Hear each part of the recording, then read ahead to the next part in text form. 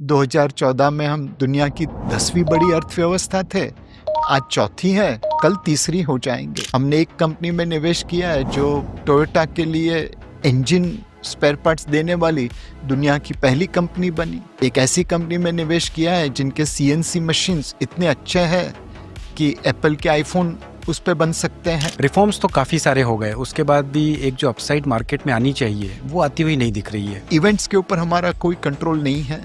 Build portfolio building in mind that there will be uncertainty. आज भी हमारा call यही है कि सोने में निवेश करना चाहिए। जब तक दुनिया भर के सेंट्रल बैंक सोना खरीदते हैं और बेचते नहीं हैं, तब तक सोने के दाम में बढ़ोतरी होगी। SIPs are at all time high level, लेकिन निफ्टी के एक साल का रिटर्न कुछ खास नहीं रहा है। कैसे देखते हैं आप इन चीज़ों को? कई बार लोगों को लगता है कि नहीं नीलेश भाई, आप तो मार्केट के गुरु हैं, एक्सपर्ट है, तो आप हमेशा right at the bottom invest करा दीजिए और right at the top exit करा दीजिए। अब उनको मैं कैसे समझाऊं कि मेरे पास अगर वो खूबी होती, खासियत होती, तो मैं नौकरी क्यों करता। वॉरेन बफे साहब सबके गुरु हैं इन्वेस्टमेंट वर्ल्ड में, उनसे आगे तो कोई नहीं है। क्या उन्होंने हमेशा बॉटम पे इन्वेस्ट किया है? भारत की ग्रोथ में हिस्सेदारी बनाइए और फिर आपका रिटर्न बन जाएगा। यहाँ पे तो मार्केट महंगा है, रिटर्न नहीं बनेगा, you should not launch NFO। तो मैं बोला भाई तू इतना बेरिश है मार्केट पे, तो 10 साल के लिए निफ्टी शॉर्ट कर दे।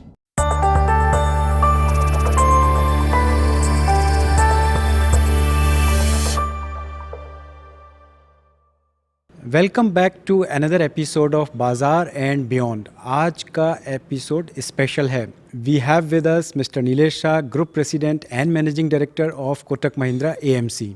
He is also the chairman of the Association of Mutual Funds in India, a member of the Mutual Fund Advisory Committee, and a part-time member of the Economic Advisory Council to the Prime Minister. With Mr. Nilesh Shah joining us, I wanted to seize the chance to converse with a mentor and guide who has greatly influenced my journey. I am Manish Jain, CSO and Director Capital Markets at Mirae Asset Capital Markets, your host for this episode. We will talk about economy, markets, sectors and themes, investment and strategies, views on gold and silver, guidance to the investors, and not to miss his personal lessons. Thank you for joining us, Nilesh bhai. My pleasure Manish bhai to be here. You have always said that India एक global growth engine है. It contributes 10% of global GDP expansion. और in terms of ranking देखें तो GDP growth की 10th से 4th ranking सिर्फ एक decade में हुई है. तो as per you, what do you think? What are the factors contributing to this growth? एक रिटेल इन्वेस्टर के लिए ये क्या मायने रखता है और हम उसका फ़ायदा कैसे उठा सकते हैं? सो मनीष भाई, देर आए दुरुस्त आए। सदियों तक भारत दुनिया की नंबर 1 या नंबर 2 अर्थव्यवस्था था। फिर 200 साल की गुलामी ने हमें बहुत पीछे खड़े दिया। 200 साल तक हमारा ग्रोथ रेट 0 हो गया था। इतनी लूट ब्रिटिशरों ने हमसे की। उसके बाद जब हम आज़ाद हुए तो हमारी कुछ मजबूरियाँ थी, कुछ पॉलिसी ऐसी थी कि हम दुनिया से पीछे रहें। 1947 में जापान हमसे पीछे था। 1960 में हम साउथ कोरिया के आसपास थे। 1980 में हम चाइना के आसपास थे। आज वो सारे देश हमसे बहुत आगे चले गए। 1947 के जब हिसाब से हमने तरक्की की है, बट लोगों ने हमसे और ज़्यादा तरक्की की। पिछले 10 साल में हमने दुनिया को पीछे छोड़ना चालू किया। 2014 में हम दुनिया की 10वीं बड़ी अर्थव्यवस्था थे, आज चौथी है, कल तीसरी हो जाएंगे। इसके पीछे ऑब्वियसली लीडरशिप है, बट अगर लीडरशिप बाजू पे रखें तो जो 3 चीज़ों ने मदद की है वो है टैलेंट, कैपिटल और इंफ्रास्ट्रक्चर। पहले भारतीय लोग बाहर जाना पसंद करते थे। 50, 60, 70, 80, 90 के दशक में टैलेंट हमेशा बाहर चली जाती थी। आज उसी टैलेंट को भारत में रहने का मौका मिल रहा है, यहाँ पे वो कारोबार कर रहे हैं। पहले अगर आपके माता पिता के पास पैसा नहीं था तो आपका बिजनेसमैन बनना बहुत मुश्किल था। आज आपके दिमाग में आइडिया है तो वेंचर कैपिटल पैसा देने के लिए तैयार है। और सबसे महत्वपूर्ण, पिछले 11 सालों में हमने अपना इंफ्रास्ट्रक्चर डबल कर दिया। रोड डबल हो गए, पावर प्लांट डबल हो गए, port, airport, telecom, electrification almost double हो गया। तो टैलेंट को इंफ्रास्ट्रक्चर मिल गया, कैपिटल मिल गया, वो दुनिया से लड़ने लगा, हमारी ग्रोथ की रफ्तार अपने आप बढ़ गई। नीलेश भाई, यू हैव ऑलवेज कंपेयर्ड और sometimes compared market with test matches. So एक आप बोलते हैं पुजारा की स्टाइल है, डिफेंसिव है, waiting for the right condition. फिर एक ऋषभ पंत की स्टाइल है, एग्रेसिव है। आपके हिसाब से अगर सेक्टर वाइज देखें तो कौन से सेक्टर डिफेंसिव हैं और कौन से सेक्टर एग्रेसिव हैं जो एक इन्वेस्टर देख सकता है? सो एक मनीष भाई, there is traditional way of defining defensive and aggressive. So construction is considered aggressive, FMCG is considered defensive. But to me, bhav bhagwan, price is what you pay, value is what you get. Right. Now in an aggressive sector, if you are paying a very very low price and getting high value, तो फिर वो aggressive कहाँ पे रहा? In FMCG, if you are paying very high price and not getting any value, तो फिर defensive कहाँ रहा? तो मैंने कभी अपने आप को ऐसी बाउंड्रीज में नहीं जकड़ा है. Growth, value, style of investing बोलना ज़रूरी है, बिकॉज आप कई बार मुद्दों को दृष्टांत के सिवा एक्सप्लेन नहीं कर सकते. डिफेंसिव एग्रेसिव सेक्टर बोलना ज़रूरी है, बिकॉज आप एक मैसेज कन्वे करना चाहते हैं, but you don't become prisoner of your own thought process. Always remember, भाव भगवान. Price is what you pay, value is what you get. No, excellent. I think this really clears the doubt in the minds of lot of people, because we always try to create those boundaries and see that ये defensive है, ये aggressive है. See, आप ये देखिए, Sourav Ganguly was Maharaja of off side. 11 के 11 fielder of side में खड़े कर दे तो तब भी वो चौके मार सकते थे. But did he remain player only on off side? No. He played on the on-side also. Was he Maharaja of on-side? No. But जहाँ मौका मिला 1-2 रन निकाल दिए, मौका मिला तो वहाँ पे भी चौका मार दिया. Saurav Ganguly is a great batsman because he played on all sides. If you play only on one side, you can never become a great batsman. Market upside seems to have capped, probably because of India-US tariff issues. तो आपको लगता है कि एक बार ये tariff issue resolve हो जाएगा तो यहाँ से एक मार्केट में अच्छी अपसाइड मिलेगी? बिकॉज रिफॉर्म्स तो काफ़ी सारे हो गए, उसके बाद भी एक जो अपसाइड मार्केट में आनी चाहिए वो आती हुई नहीं दिख रही है. So again there are multiple ways of answering this. If by upside you mean 25-30% return like what you saw in small caps in last 5 years, you are probably not going to see that again for some time. You got 25% return in small cap over last 5 years because in COVID time valuations had become very very cheap. Now valuations are not cheap anymore. In fact, they are bordering at the fair value plus level. So you can't expect great return at this valuation. Your returns will be linked to earnings growth, and earnings growth can't be 25% a year on the broad market. It can be there only for few companies. Right. Second, if there is a tariff deal which is fair to both US and India, there will be relief rally. Many foreign investors from US and Europe are probably waiting for tariff deal to happen and then decide on their allocation. So my recommendation to investors, events will continue to happen. Many are binary event and there's no way we can predict it. Right. Can I predict tariff deal will happen or not? Dawn को समझना मुश्किल ही नहीं, नामुमकिन भी है. So you'll have to build all this uncertainty on your investment journey. You pick up best players and then put them into match. You can't shout from the boundary, भाई ऐसे खेल वैसे खेल. वो आपको सुनने जाएगा, विकेट उठ जाएगी. You have chosen best players. You know their capability. You have created right equilibrium. Now let them play the match. Sure. If you have chosen right player, given them right coaching, hopefully they'll win the match. They'll win the match. Ball कभी bouncer आएगी, कभी yorker आएगी, कभी on side आएगी, कभी of side आएगी, कभी fast आएगी, कभी स्लो आएगी, कभी गूगली होगी, कभी दूसरा होगा. Let the team play. Events के ऊपर हमारा कोई कंट्रोल नहीं है. Build portfolio, building in mind that there will be uncertainty. But if tariff deal happens, could there be a relief rally? Answer is yes. Will it be sustainable? Answer is no. Sure, very useful.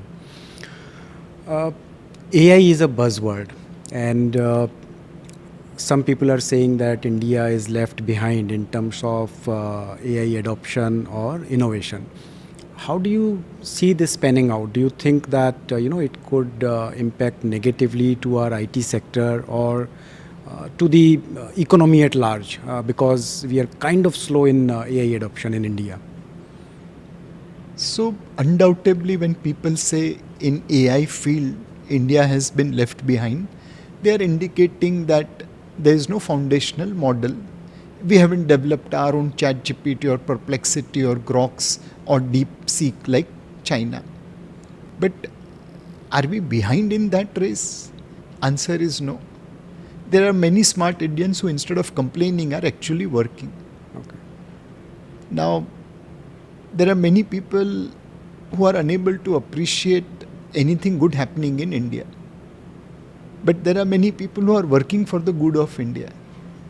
As an investor, you have to focus upon people who are working rather than who are talking. There is a set of entrepreneurs who have created voice AI like Maya 1 and Luna.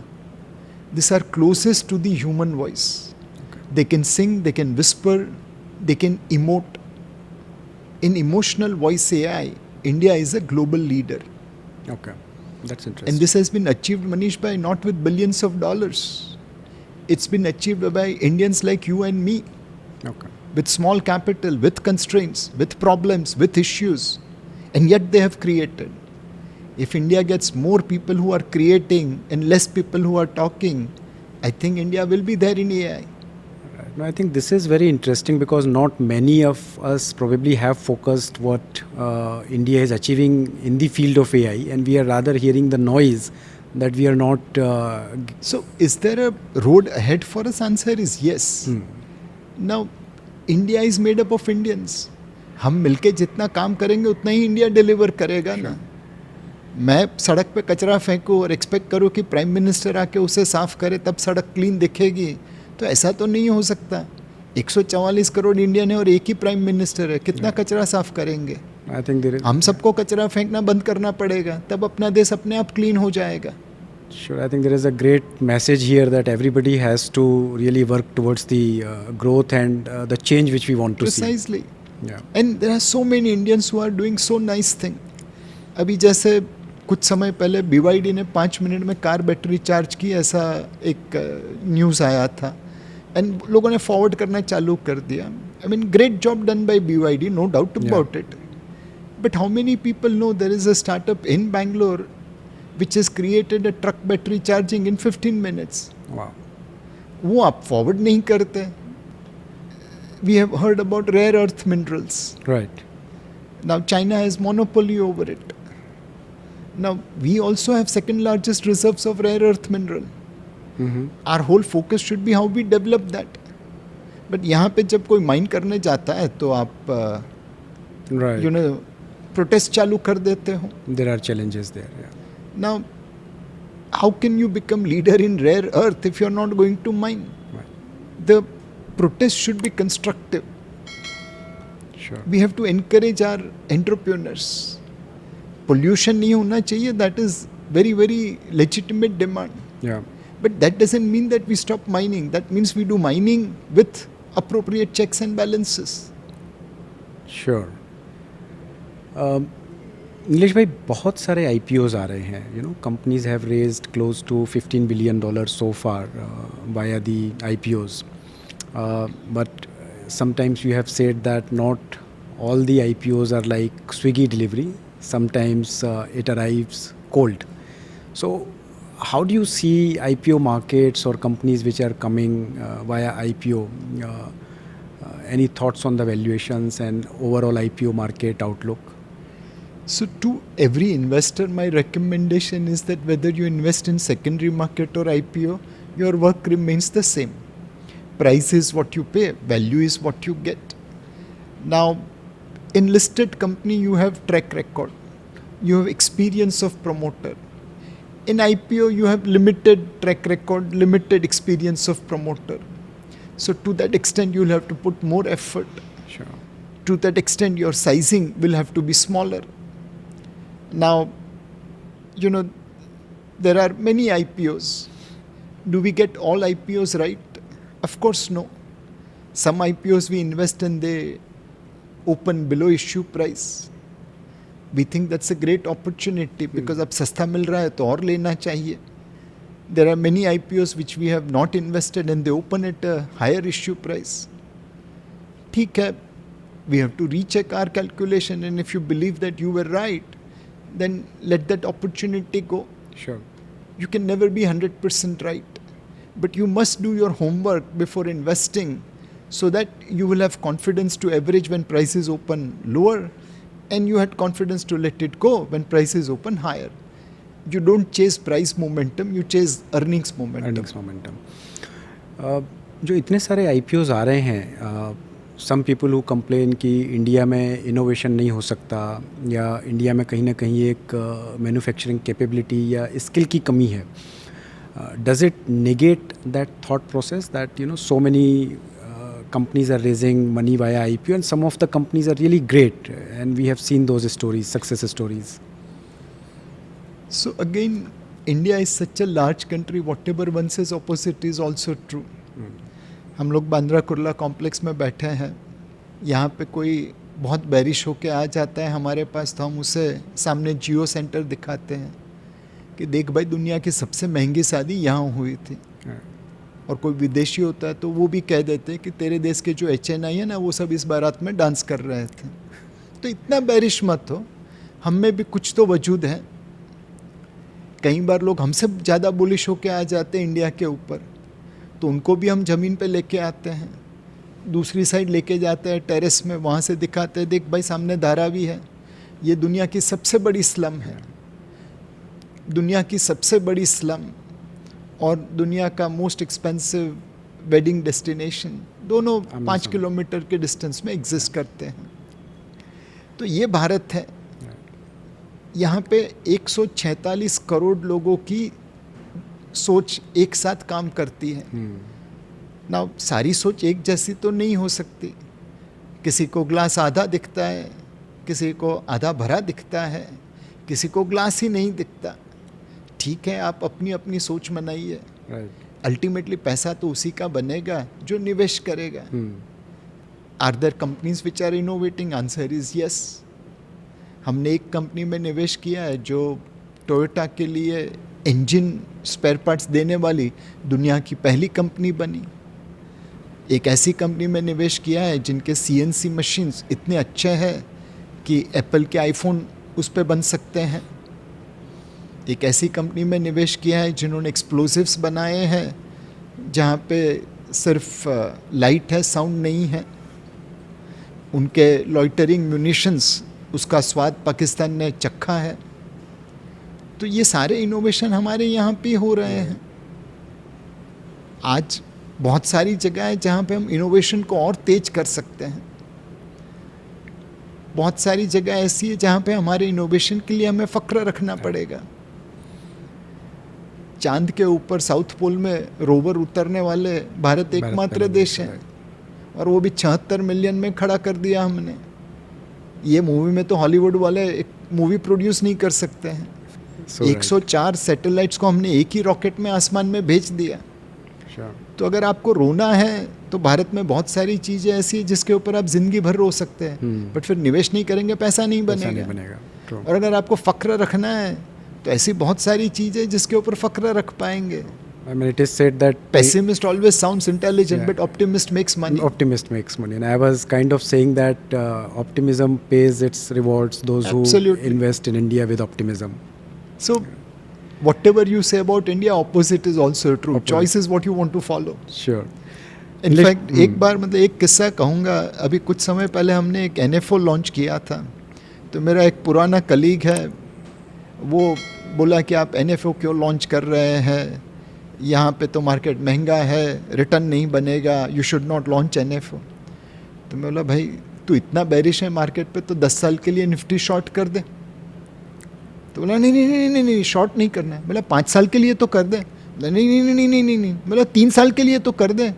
बोला नहीं नहीं नहीं नहीं नहीं. तो बोला भाई तेरे को मार्केट शॉर्ट करना नहीं है और मुझे एडवाइस देता है कि NFO मत लॉन्च करो. एटलीस्ट सबके सामने जब बोल रहा है तो फॉलो तो कर उसको. तो लोग ऐसे ही हैं, क्रिटिसाइज करने में सबसे आगे रहते हैं, बट उनको कुछ करना नहीं है. खुद इन्वेस्टेड है बट बाकी लोग इन्वेस्ट नहीं करें. तो ऐसा थोड़ी चलता है. Sure, Nilesh bhai. I think India has diverse views and it's up to you what you choose. सुनिए सबकी, करिए अपनी. And I think optimism is what makes money in India. Absolutely. थोड़ा म्यूचुअल फंड की अगर अपन बात करें तो सेबी का भी एक रिसेंट कंसल्टेशन पेपर आया है. What's your view on suggestion on TERs? अगर ये इस तरीके से कम होते रहे, so do you think as an industry it is a sustainable level, and especially the new players because काफ़ी AMCs players अभी लॉन्च कर रहे हैं अपनी स्कीम्स और अपने हाउसेस. सो TER पर आपका क्या व्यू है? सो अगेन सेबी हमारे रेगुलेटर हैं, वो जिस तरह से रेगुलेशन बनाते हैं वो काबिल तारीफ़ है. इंडस्ट्री से बात करते हैं, दूसरे लोगों से बात करते हैं, सबकी सुनते हैं और फिर रेगुलेशन बनाते हैं. सेकंड, ओपन डोर पॉलिसी है. हमें कुछ चीज़ समझ में नहीं आए, हम उन्हें फ़ोन कर देते हैं, फ़ोन पे हमें वो क्लैरिफिकेशन दे देते हैं. कुछ चीज़ों पे हमारा मतांतर होता है, बेझिझक हम अपनी बात उनके सामने रख सकते हैं और वह कई बार अपना पॉइंट ऑफ व्यू एक्सप्लेन करते हैं. दुनिया में कितने ऐसे रेगुलेटर है जहाँ पे आप इस तरह काम कर सकते हैं. मुझे आज भी याद है, एक दिन गणेश चतुर्थी और ईद साथ में हो रही थी, तो उन्होंने ईद को पीछे कर दिया. हमारा सेटलमेंट एक एक दिन आगे हो गया. पैसा आपने T+2 पे लेंड कर दिया, रिडम्पशन T+1 पे आने वाला था. पैसा था बट लिक्विडिटी नहीं थी. ये अनाउंस हुआ था तकरीबन शाम को 6:30-7 बजे. मैंने रेगुलेटर से फ़ोन किया, सर ये तो बहुत बड़ा प्रॉब्लम हो जाएगा, हमें मदद चाहिए.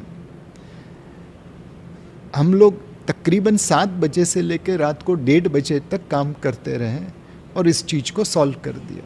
रात को 1:30 बजे तक. दुनिया का कौन सा ऐसा देश है जहाँ पे रेगुलेटर रात को 1:30 बजे आपके साथ फ़ोन पे बात कर रहा है?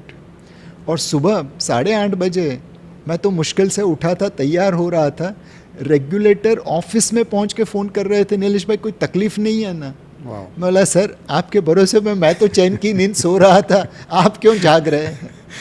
तो जब ऐसे रेगुलेटर है तो वो जो कदम उठाते हैं बड़ी सोच समझ के उठाते हैं और इंडस्ट्री के लिए अच्छा ही होगा.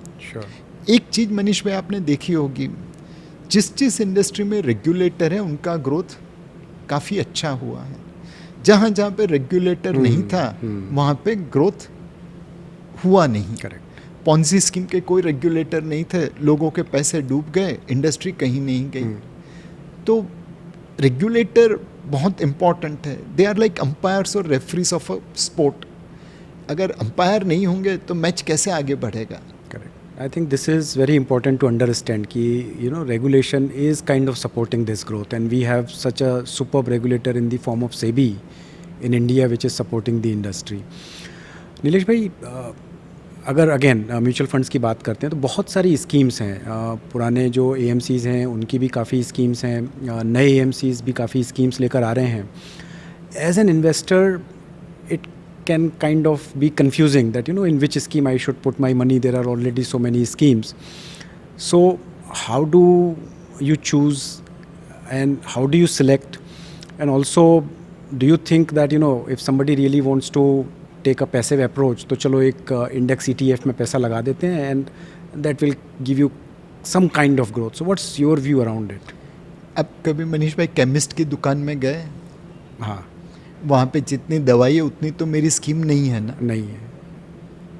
तो फिर फिजिकल हेल्थ के लिए जब इतनी सारी दवाई अवेलेबल है और आप सही दवाई ले लेते हैं, वो कैसे लेते हैं? राइट। आपका एक डॉक्टर होता है जिसके पास आप सिम्टम लेके जाते हैं, वो आपको कुछ टेस्ट करने के लिए बोलता है, फाइनली आपको एक वो प्लान देता है और वो दवाइयाँ आप लेते हैं।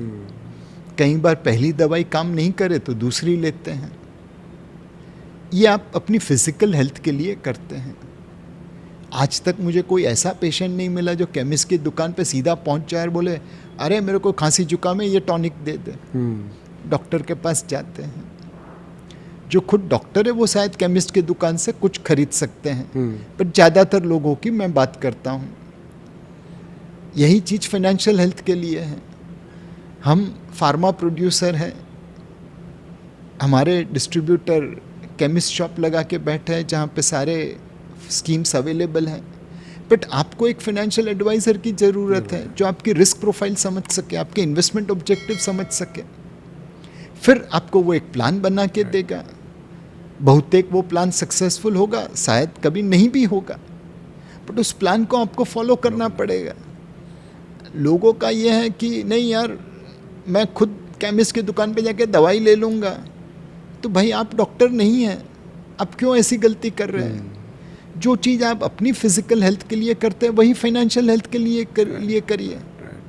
I think this is very important point which a lot of people miss, that they can cure themselves. Yes. SIPs are at all time high level, लेकिन निफ्टी के एक साल का रिटर्न कुछ खास नहीं रहा है। तो ऐसा लग रहा है कि रिटेल इन्वेस्टर्स सिंगल्स खेल रहा है और FPIs जो हैं वो लॉन्ग शॉट में चौके छक्के लगा रहे हैं। कैसे देखते हैं आप इन चीज़ों को? सो SIP की खूबी यही है कि आप हर लेवल पे इन्वेस्ट करें ना। कई बार लोगों को लगता है कि नहीं नीलेश भाई आप तो मार्केट के गुरु हैं, एक्सपर्ट है, तो आप हमेशा right at the bottom invest करा दीजिए और right at the top exit करा दीजिए। अब उनको मैं कैसे समझाऊं कि मेरे पास अगर वो खूबी होती, खासियत होती, तो मैं नौकरी क्यों करता?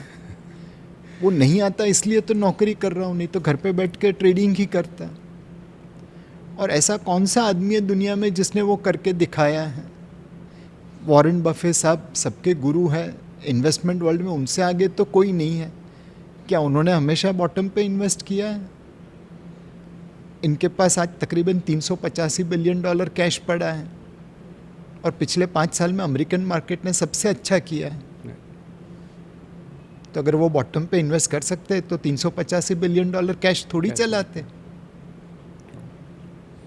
तो ये जो एक भ्रम है कि हम एक्सपर्ट हैं और हम बॉटम और टॉप कैप्चर कर पाएंगे, वो होता नहीं है। SIP इसीलिए एक नॉर्मल एवरेज इन्वेस्टर के लिए बनाया गया है कि बूंद बूंद से सागर बनता है। धीरे धीरे निवेश करिए, लंबी अवधि के लिए निवेश करिए, भारत की ग्रोथ में हिस्सेदारी बनाइए और फिर आपका रिटर्न बन जाएगा। नाउ पिछले 4 साल में अगर देखें मनीष भाई, तो FPI ने बेचा है माल काफ़ी ज़ोर से, प्रमोटर ने बेचा है माल और रिटेल निवेशक ने खरीदा है। बहुत सारे रिटेल निवेशक म्यूचुअल फंड सही है, SIP के जरिए निवेश करिए, ये सुन के भी निवेश कर रहे हैं, तो हमारे पे उनकी जिम्मेवारी भी बनती है।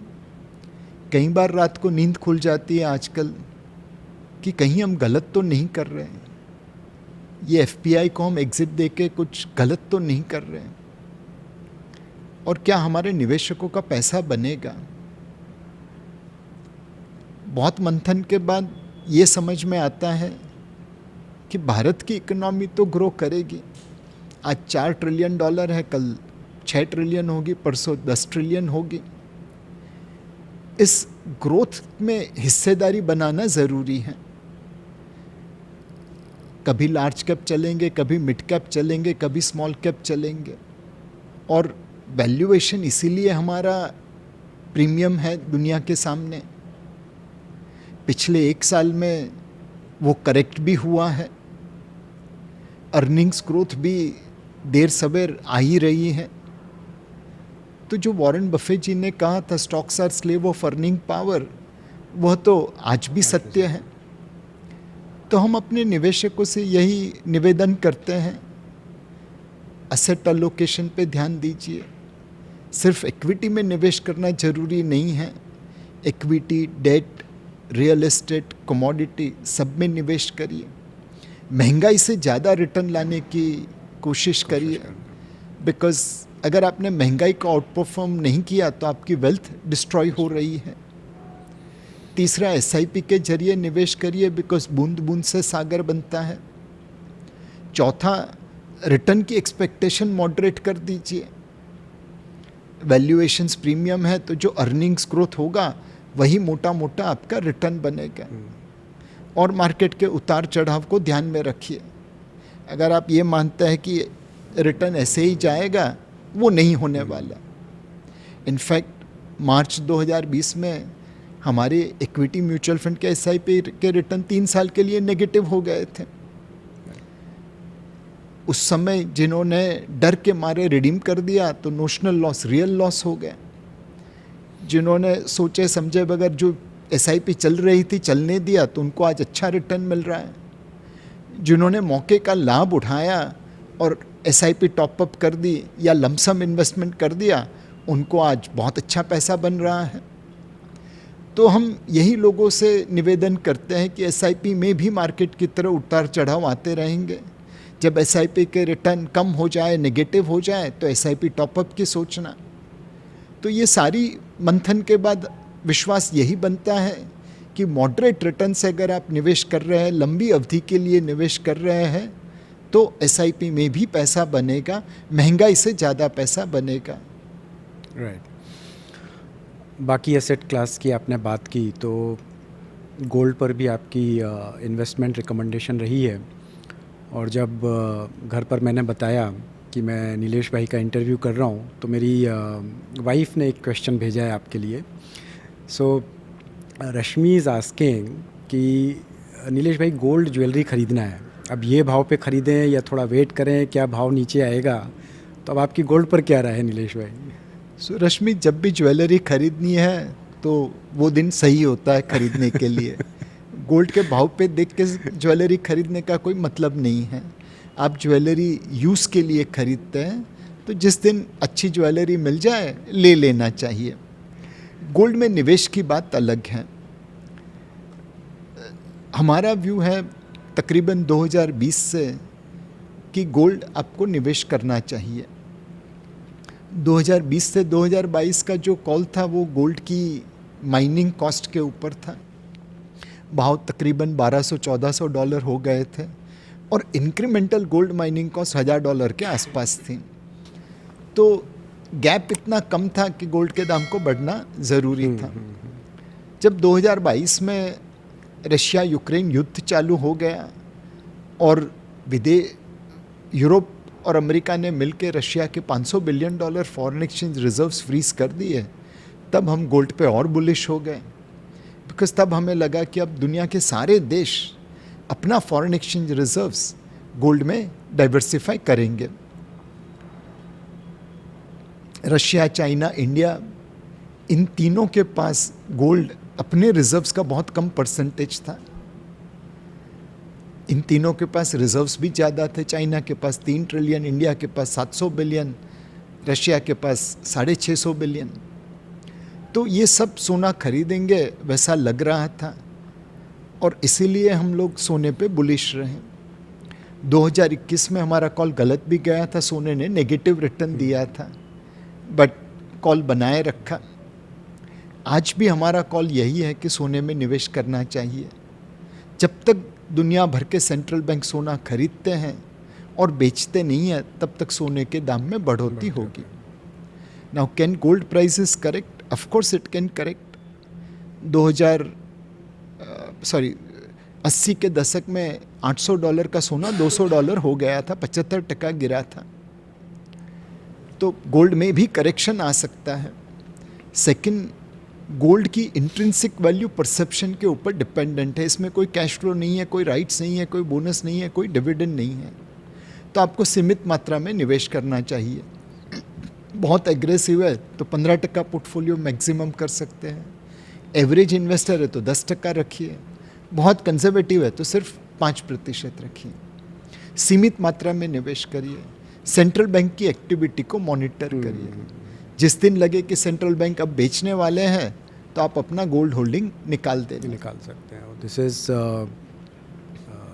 such a useful advice because many a times we don't know how much gold to allocate in our portfolio and when to exit. I think this is a very helpful piece of information. Nilesh भाई, अब थोड़ा सा आपसे personal lessons लेने की कोशिश करते हैं. You would have also made some investments. So what are your regrets in the investments and how would you handle it differently today? सो गलतियाँ तो होती रहती हैं. आपकी कोशिश यही है कि गलतियों को मत दोहराएं. सेकंड, आप अकेले स्मार्ट आदमी नहीं हैं दुनिया में. आपसे बहुत ज़्यादा स्मार्ट लोग हैं. तो मार्केट जब कोई सिग्नल देता है तो बड़ी हम्बली उसे एक्सेप्ट कर लेना चाहिए. जब कोई समझदार आदमी आके आपको दो बातें कहता है तो सुन लेनी चाहिए. सुनिए सबकी, करिए अपनी. डिसीजन आपको लेना है, बट कान खुले रख के, दिमाग खुला रख के और दिल खुला रख के. अगर आप ईगो में रहेंगे तो इस मार्केट में आपको गिरने से कोई बचा नहीं पाएगा. मार्केट हम सबसे बड़ा है. और जब मैं कारकिर्दी की शुरुआत कर रहा था तो एक बुज़ुर्ग ने बहुत अच्छी सलाह दी थी कि देख बेटा, दलाल स्ट्रीट में लक्ष्मी माता का पूजन दिवाली को करते हैं, बट सरस्वती माता का पूजन रोज करना पड़ता है, तब जाके लक्ष्मी माता खुश होगी. तो आप सरस्वती माता के पुजारी हैं. हमेशा सीखते रहिए, पढ़ते रहिए, लोगों से, समझदार लोगों की बातें सुनते रहिए और फिर सब कुछ मिला के आप डिसाइड करिए. गलती हुई तो उसमें से सीख लीजिए ताकि वापस नहीं दोहराएं. This is so useful to hear. I think the generation which today, I mean, we are assuming, maybe we are wrong, that they are not learning enough or reading enough. I think this is useful for them to understand. नहीं मनीष भाई, मतलब ऐसा भ्रम मत रखिए. बहुत सारे young बच्चे जो बहुत समझदार हैं, बहुत अच्छा काम करते हैं. मैं इसका नाम नहीं लेना चाहूँगा, बट एक वेरी यंग इन्वेस्टर है.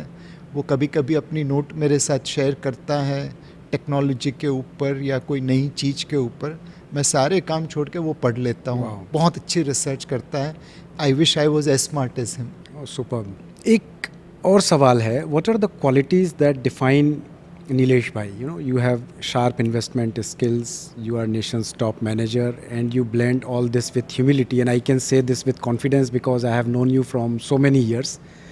आप कैसे ये सब बैलेंस करते हैं? अगर थोड़ा बहुत हमें आप जैसा बनना है तो क्या करना पड़ेगा?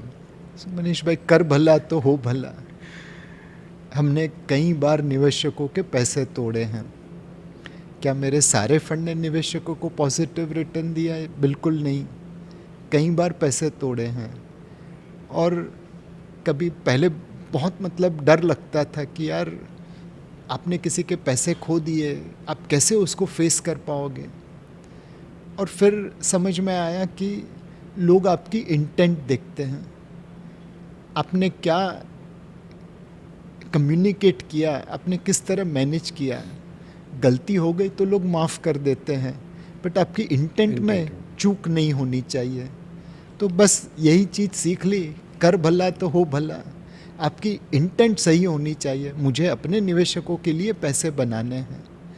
मार्केट का कॉल कभी गलत भी जाएगा, बट जब तक मेरी इंटेंट सही है तब तक लोग मुझे आशीर्वाद देते रहेंगे. एक last and final question. Nilesh भाई at home and Nilesh sir in the office, what's the difference and how do you balance work and life? So घर पे तो नीलेश भाई बहुत लेजी है, सुस्त है. ऑफिस में भागना पड़ता है.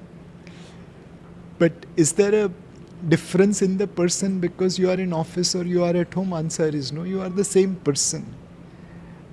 Mr. Jekyll, Mr. Hyde हम तो नहीं बन सकते, हम ऐसे ही हैं, ऐसे ही रहेंगे। तो हाँ, थोड़ा बहुत सुस्तपन आ जाता है घर पे जाके, दिन भर की भाग दौड़ से थक जाते हैं और घर पे ही आराम मिलता है। एक गुजराती कहावत है जो कुछ इस प्रकार है, पाघड़ी नो वर छेड़े। जब आप पाघड़ी पहनते हैं तो उसको आप ट्विस्ट करते हैं और वो ट्विस्ट एंड के ऊपर होती है। तो दुनिया भर में आप दौड़ते रहे, बट सुकून तो आपको घर में ही मिलेगा।